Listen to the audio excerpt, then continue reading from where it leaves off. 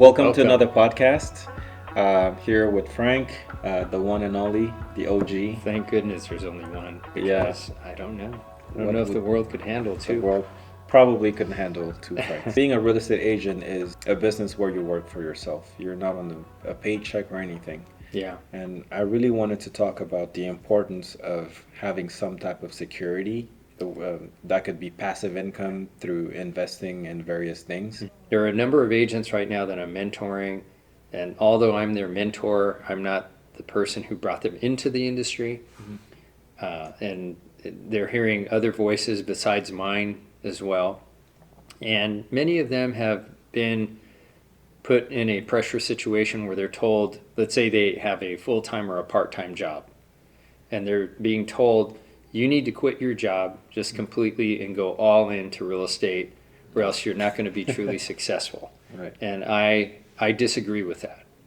I think that in an industry, like I said, we laid out that there are no guarantees here. We don't have any real backup system. We're independent contractors, that any kind of sense of security, knowing that there's something coming in to give you time to adjust and adapt to this industry, is, to me, for the better.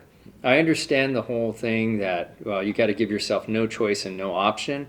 I get it. I understand that. But oftentimes I could put so much pressure on someone, and obviously especially a new agent, that they could be in and out of the industry in a very short time. And on average, statistically, the average agent lasts 2 to maybe 3 years. That first year, they kind of give themselves a mental break because they tell themselves, I'm new, I got to give myself a chance, I got to give myself some time. But then that second year kicks in, and that anxiety starts to build in, that bank account's going down, and you start to feel and wonder and doubt, should I be doing this? Am I cut out for it? To me, it's better to join forces or hook up with a veteran agent who can guide you and show you the way and just chip away at it. It does help to not have so much stress of nothing coming in, having something coming in so you can transition. And then eventually, most of those who do it that way, they get to the point where they say, look, I'm actually doing better at real estate, even at a part-time, than I am with a full-time job, and that can bring a lot of confidence, like, hey, I can do this. Right. I'm ready to take the next step and let go of the full-time, the 9 to 5, and now pour myself in because I know the way. I figured it out. I'm in a zone, I'm in a flow. And I feel like in either case, whether you have a lot of capital or you have a job to generate capital for you to be able to do this part-time, regardless, you have the option to spend more time on this after work, or you can save a lot of money. And if you have that ability to have a nice enough cushion to pursue this, that's also a way to go.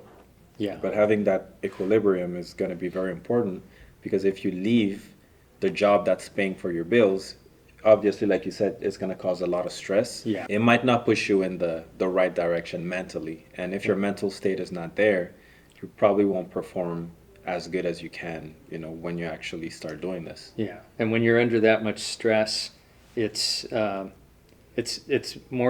challenging to learn and retain because the stress level can be so high. Obviously, you have time at your disposal. Time is an asset you can invest to also, get to the level where now you can start spending even more money. But you got to assess where you are and act accordingly. And it's very important. I was talking about this this morning, actually. There's a lot of fake gurus out there that post, ads online that say, join this program and you'll be a top producer, and in 30 days you can quit your job. And that kind of plays on people's emotions, I feel, because you're drawn towards, the shortcut, the easy way. I see it all the time on social media, these sponsored ads that make a lot of big promises, and supposedly they've unlocked the mystery and have magic, magic beans and special superpowers and things like that. If that were the case, you'd hear about just a 99% success rate in this industry, but it's nothing like that. Right. You got to put in the work. Right. You got to put in the time. Right. It does take money to make money. There are some folks who don't have a big budget, but you make the most of it. Yeah. And for those who don't have a big budget, it does help to have something coming in, Sure. so you can stretch things out and grow into the industry rather than jumping in and have nothing coming in and just watch that account go down. Yeah, yeah. And that's when the stress kicks in, and that's when poor decisions are made. And next thing you know, in a couple of years, you're out of the industry and wondering, well, why did you even try that? You know? Yeah, don't be attracted to the shiny object. It's not always gold. You know, Yeah. most often than not, you might be Yeah. deceived. So be A lot of aware. the time, it's oil. Yeah. And you're gonna slip Slip on and fall oil. and cry. It's not a good experience. So if you see anything that says get rich quick or, any crazy outlandish promises, run away. Turn your back, run away, do not look back. Because the best way you can achieve success is through consistent, hard, work. You got to keep at it. You got to set attainable goals. And I think actually this is a good segue. Once you have that mentality, you understand that it's going to take a lot of hard work and you're prepared for that. What can you do to make that work or that journey easier for yourself, Frank? I feel like you need to have a lot of set goals that are tailored to you, because what works for somebody else might not be working, for you. So what's your take on that, Frank? Well, you said it earlier, stay consistent Yeah. with whatever it is. If it's more of a traditional way of doing things like door knocking Yeah. or cold calling, Yeah. something that agents have been doing for the past 50, 60 years, just stay consistent. Do the best you can to find the best materials on those approaches that you're going to take.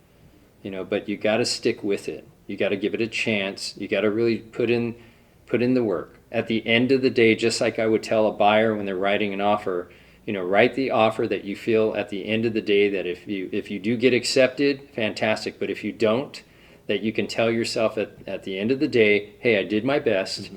It didn't work out, move on to the next one. Right. So as an agent, go out there every day and, at the end of the day, you need to know that you can tell yourself, look, I put in the work today. Right. I didn't get a client. Hey, things didn't go the direction that I'd like, but I put in the work, and there is tomorrow. Right. Stay consistent. That's really the key, For sure. And when you do find something that's working, then work that thing until it's just not working anymore. Double down on it, for yeah, sure. I absolutely. agree with that. I agree with that a lot. Mm-hmm. And not everything, even if you have a well designed and thought out plan, there's going to be road bumps along the way. You can never be fully prepared for the whole journey. And it's important to know that when those failures, or learning opportunities arrive, treat them as such. Don't treat them as failures, because the moment you do so, you are mentally tricking yourself, if you will, into thinking it's not working for me. Maybe this is not the path for me. Again, anything worth having is going to be hard to get. And every time you hit a road bump, learn from that and then do it again, but now with this new knowledge, because now you have a higher likelihood to surpass that, obstacle and keep moving forward until you achieve that dream, So do not give up, be consistent, and learn from your failures. And the best way you can fast forward to become a successful agent, or any business actually, because this doesn't just apply to real estate, Frank, is to set those attainable goals. Just learn from every obstacle and just keep at it. You hit a topic right there. Mm-hmm. Give yourself attainable, achievable goals. Once again, I think it kind of runs parallel with the go all in thing. Yeah. Is there are systems or coaches out there that tell you, let's say for example with cold calling, you need to lock yourself in a room, and you do not come out of that room. It doesn't matter if you're hungry, Right. if you're tired, if you have to go to the bathroom, if there's a fire or whatever. You do Tornado. not come out of that room until you talk to 100 people. Mm-hmm. Okay. Well, especially for newer agents, they're thrown into these rooms. Mm-hmm.